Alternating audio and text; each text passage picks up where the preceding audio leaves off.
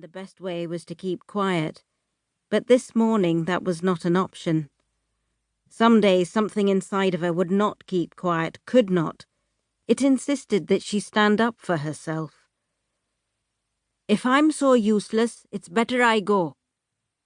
Just as her mother tried to respond, Jaya reached for her satchel, knowing already where she was heading, and dashed out of the yard. Her mother chased after her, with her ever-present cane, to beat her daughter if she ever could catch her, screaming every insult she could find at this daughter that caused her such anger. Jaya easily left her mother far behind. Besides being good at drawing, she was an excellent runner, even beating most boys in the village. On the warm boulder, Jaya took up her charcoal and positioned her drawing book on her lap, her legs crossed as she liked, and not in the prim and proper way her mother insisted upon. She sketched a black and yellow oriole as he flitted among the reeds, collecting strips of building material to carry to his nest in the tree. He took time, expertly weaving the strips into the half-finished structure. How Jaya wished she were a bird and could fly far away, away from the mundane household chores and the prison her mother attempted to lock her inside. She'd fly away and build her own little house high up in a tree. If Margie passed underneath, she'd poop on her head. The thought made Jaya smile. And then, almost immediately, she felt sad. 2 nights before, when she was in her bed not quite asleep, she heard her mother outside, crying as softly as possible. Jaya had heard her mother cry like this before, but this time she knew the reason. She'd seen the incident that caused the tears. It was a public humiliation. The most recent in a series of humiliations that began so many years before when she was left a poor widow with 2 young children. The daughter of Margie's childhood friend was getting married. Margie had raised the girl as much as her own parents, and she had been happy to help with some of the pre-wedding preparations at her friend's house. Early on the day of the wedding, when all the village women gathered at the bride's house, Margie put on her best clothes and went to join them in the celebration. When the young bride saw her, she screamed.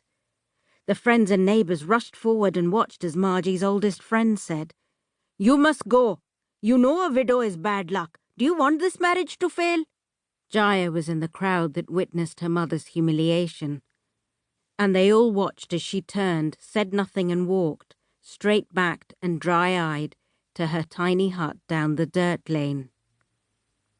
A poor widow was the near bottom of the social hierarchy. Pain and humiliation had been part of her mother's life for as far back as Jaya could remember. Margie's only relief was that she was Brahmin, and her firstborn was a hard-working son, Krishnan, a brother to Jaya. What Margie wanted most was for Jaya to grow up quickly and be married off to a good husband. Jaya was beautiful, and that helped, but her way of wandering around in the forest, daydreaming about a life she could never have had, caused rumours in the village that were limiting her chances of finding a good match. This infuriated Jaya's mother, for it was something she knew her daughter had control over, but seemed not to care about.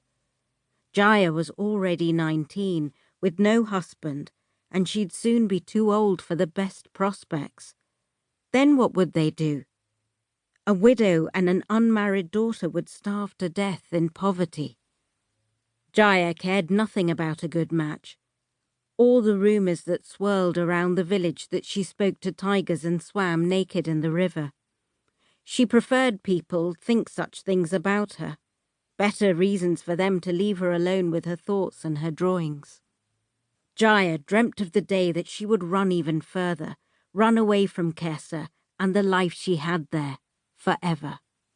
She would miss nothing and no one except her brother Krishnan. In her heart she knew that day, her day of freedom would come, but the only question was when. In some ways, Jaya felt compassion for her mother, but not enough to love her. It was